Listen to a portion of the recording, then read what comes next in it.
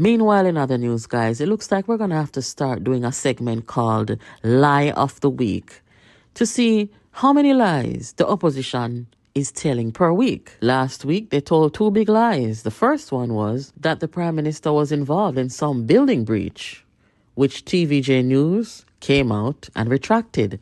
That information they gathered from the Integrity Commission's report.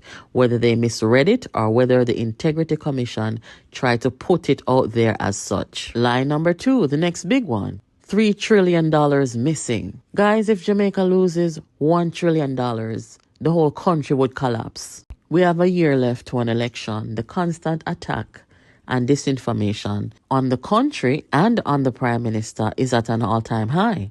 Hear what Mr. Marlon Morgan, member of the JLP, and one of the party's spokesperson on communication has to say. The Jamaica Labour Party condemns what appears to be unrelenting, baseless, and coordinated attacks by elements within the Integrity Commission on the reputation of Prime Minister and Jamaica Labour Party leader, Dr. the Most Honourable Andrew Holness, and the duly elected government of Jamaica, which he leads. Thrice in under 2 years, agents within the Integrity Commission have, without credible basis, attacked and effectively maligned the Prime Minister's reputation. In February 2023, agents of the Commission caused to be tabled in Parliament a report which, without credible basis, suggested that the Prime Minister be charged due to an alleged conflict of interest, but quite curiously delayed dissemination of a ruling by the competent authority in the matter, that being the Director of Corruption Prosecution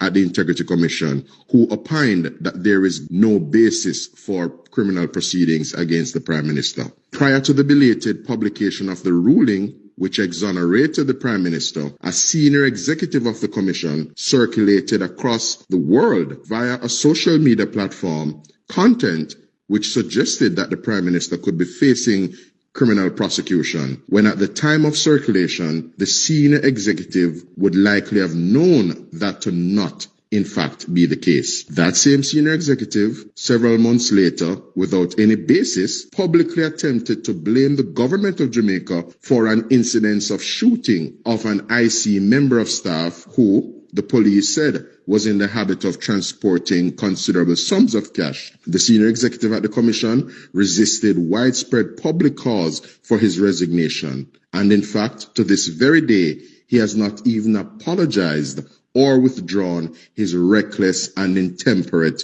utterance. In the second attack on the Prime Minister's reputation, which took place in September of this year, agents within the Integrity Commission caused to be tabled in Parliament a report which was filled with innuendos and misstatements of fact and established no finding of impropriety or indeed illicit enrichment on the part of Prime Minister Holness. And this was notwithstanding a thorough examination of the PM's financial affairs by an independent international forensic accounting examiner.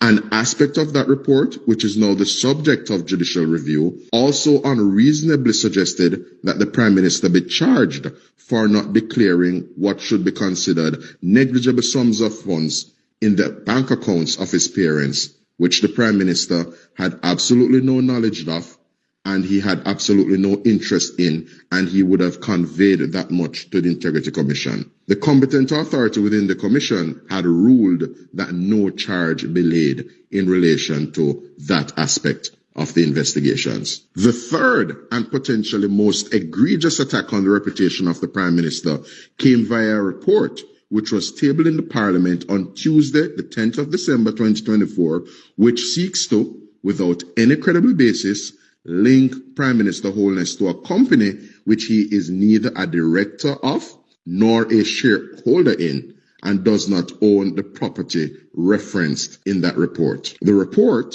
also falsely stated that the entity had breached a building permit by constructing 4 rooms at a location where 2 rooms were approved for development. This was stated in the report tabled in the House of Representatives on Tuesday, the 10th of December 2024, despite documentation from the Kingston and St. Andrew Municipal Corporation, which is the competent authority in this matter, which was dispatched as recently as November of 2024, and it would have indicated that the entity abided by the 2-room stipulation in its permit. The Jamaica Labour Party takes pride in and wishes to reaffirm its commitment to contributing to the fight against corruption in Jamaica, which includes the passage of the Integrity Commission Act, the establishment and indeed the funding over successive years of the Integrity Commission. The Jamaica Labour Party insists that the anti-corruption fight should not be sabotaged or undermined in any way, shape or form. Given the bizarre and baseless actions of some agents of the Integrity Commission, unfortunately, the Jamaica Labour Party is constrained to make public its view that the Commission has been hijacked by a few agents which are acting unfairly, in a biased manner, and manifestly with malice toward Prime Minister Andrew Holness and the duly elected government of Jamaica, which he leads.